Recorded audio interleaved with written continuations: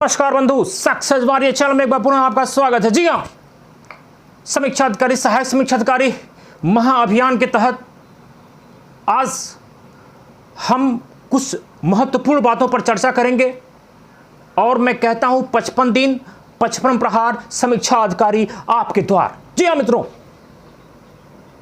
अब इस 55 दिन में हमें क्या करना है? समय नहीं है, समय कम है। इस 55 दिनों में हमें क्या करना है, हमें क्या अप्रोच अपनाने हैं, किन चीज़ों को हमें अवॉइड करना है, इसलिए मैं आज आपके सामने उपस्थित हूं। यदि आप चैनल पर नए हो तो प्लीज़ चैनल को सब्सक्राइब करें, लाइक करें, शेयर करें, ताकि इसका लाभ ज़्यादा से ज़्यादा लोगों को मिल सके। जी हाँ मित्रों, पहली बात, अब इस विषय पर आप चिंता करना बंद कर दें। कितनी सीटें हैं, कितनी सीटें बढ़ी हैं, कितनी सीटें बढ़ेंगी, अब ऐसे बातों का कोई महत्व नहीं रह गया है। कितनी सीटें बढ़ी हैं उस पर मैंने पुराने वीडियो डाले हैं, वही आसपास है। नेक्स्ट, कि हमें इस चीज़ से बचना है कि सीटें क्या हैं, कैसी हैं, यारों कितनी है, कितना मेरिट जाना है, क्या करना है। ऐसे अब ये बातें उतनी महत्वपूर्ण नहीं रखती हैं जितनी महत्वपूर्ण आपकी रणनीति रखती है। वर्तमान परिदृश्य में समय का प्रबंधन कैसे हो, उन चीज़ों पर हम लोग आज बात करेंगे। अब मेरी वीडियो कंटिन्यू आएगी आपके लिए। उधर मैं व्यस्तता इस नाते वीडियो नहीं आ पा रही थी। क्या ना करें, यह सबसे महत्वपूर्ण बात है। यदि आप अपने जीवन में यह स्टडी, खासकर तैयारी के दरमियान अगर यह चीज़ों को आप पढ़ लेते हैं, समझ जाते हैं क्या ना करें, तो वो सो फार सो गुड होता है। नंबर 1, मैंने पहले बता दिया था, सीटों पर चर्चा कतई न करें। नंबर 2, लखीमपुर खीरी का घटना हुआ, गोरखपुर में की घटना हुई, कहीं की घटना हो जो आपके लिए यूजलेस है, उस पर राजनीतिक चर्चा न करें। ये अनावश्यक चर्चा होती है, इससे आपका कोई सरोकार नहीं है। आप राजनीतिक व्यक्ति नहीं हैं। आप पॉलिटिकल पार्टी के समर्थक हो सकते हैं, वोटर हो सकते हैं, लेकिन आप राजनीतिक व्यक्ति नहीं हैं। जब आप राजनीतिक व्यक्ति नहीं हैं तो आपको इस पर चर्चा करने में अपने समय गंवाने का कोई मतलब नहीं है मित्रों। और हम लोग इस पर बहुत चर्चा करते हैं। भारत में का युवा राजनीति में ज़्यादा इंटरेस्ट रखता है, और खासकर जब वो तैयारी करने जाता है तो और भी रखता है। अगला है, क्या ना करें में, ट्रेवलिंग ना करें।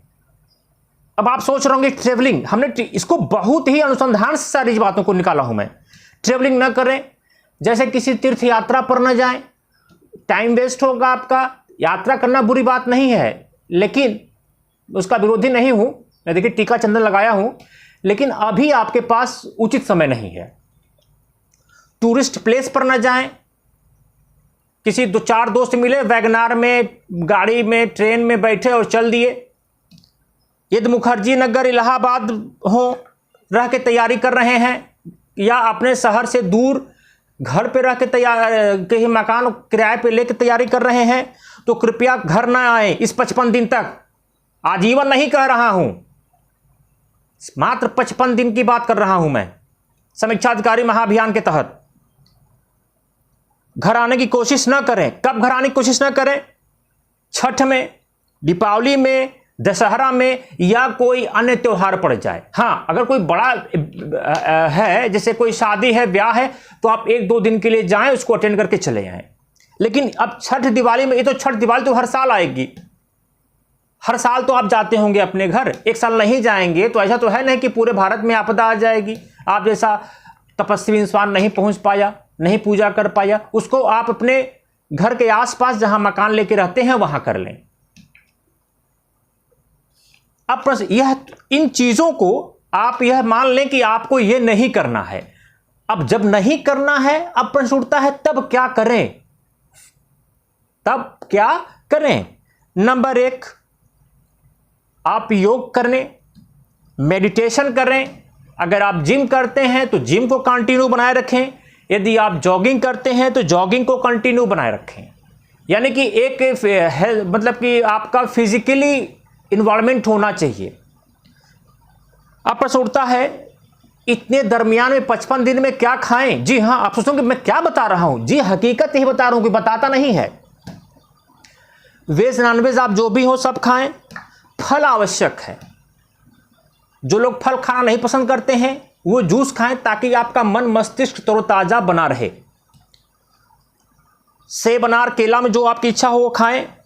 अगर ड्रिंक करते हैं, बहुत हमारे नहीं, बहुत सारे स्टूडेंट होंगे जो ड्रिंक वगैरह करते होंगे, तो वो एज ए रूटीन आपका जो है उसको किए रहें। ये नहीं कि ड्रिंक करके सो जाएं, दिन 4 दिन 55 दिन सड़क के किनारे पड़े हैं, वो नहीं। अगर वैसे हैं तो आप तैयारी नहीं कर सकते हैं। तो जो एजुकेशनल ड्रिंकर होते हैं वो कभी कभार वाले ही होते हैं। तो ये चीज़ें हो गए कि क्या अपने रूटीन में बने रहिएगा। अगर बहुत ज़्यादा करते हैं तो थोड़ा कम कर दीजिएगा, क्योंकि अचानक अगर 55 मिनट में ड्रिंक अगर कोई करता है और छोड़ दे तो खुद बौरा जाएगा, तो पढ़ेगा क्या। तो उसको एजुअली आप जो सोचते हैं वो करते रहिए। अब प्रश्न उठता है कितना पढ़ें। यह कितना पढ़ें यह एक व्यापक अवधारणा है और सबकी जो कैपेसिटी होती है वो अलग अलग होती है। कोई 4 घंटे बैठ सकता है तो 4 घंटे में मैक्सिमम पढ़ सकता है। कोई 10 घंटे की कैपेसिटी, किसी की 12 घंटे की कैपेसिटी, किसी की 8 घंटे की कैपेसिटी है। तो मैं ये बताने की कोशिश कर रहा हूं कि औसतन कितना आना चाहिए इस 55 दिन तक। जी हाँ मित्रों, खिस मात्र 55 दिन तक अगर आप ये नहीं कर पाए तो कब करेंगे। जी हाँ, औसतन जो हमने निकाला इस 55 दिन के लिए 8 घंटे। 55 दिन के लिए कितना निकाला? 8 घंटे औसतन आपको पढ़ना है। इस 8 घंटे में क्या पढ़ना है? 2 घंटे हिंदी को देना per day, each day 2 hours Hindi. 1 घंटे करंट को देना है ईच डे, और 5 घंटे जीएस पढ़ना है। 5 घंटे जीएस पढ़ना है। फिर मैं वीडियो बनाऊंगा, इस 8 घंटे में तब्दीली करूंगा, फिर अब आपको किसको घटाना है किसको बढ़ाना है। लेकिन फिलहाल आपको 1 घंटे हिंदी, 2 घंटे हिंदी, 1 घंटे करंट और 5 घंटे जीएस, तो 8 घंटे ये हो गए। और सेकेंडरी कैसे पढ़ें, हाउ टू रीड, बोलकर। जी हाँ मित्रों, बोलकर पढ़ना है। अपने आप को जीवंत बनाए। और ध्वनि का हमारे मन मस्तिष्क में एक असर होता है। जैसे कि मान लीजिए कि आपको किसी ऐसे कोचिंग में दाखिला करा दिया गया जहां का टीचर गूंगा हो, तो आप उसे नहीं पढ़ सकते हैं, क्योंकि उसके अंदर बहुत कैपेसिटी, उसको बहुत जानकारी है, लेकिन वो बोल नहीं पा रहा है।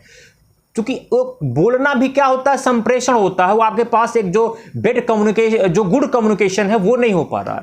जब आप भी बोलते हैं कुछ, तो अपनी बातों को सुनते भी हैं कान से कि हमने आप क्या बोला है।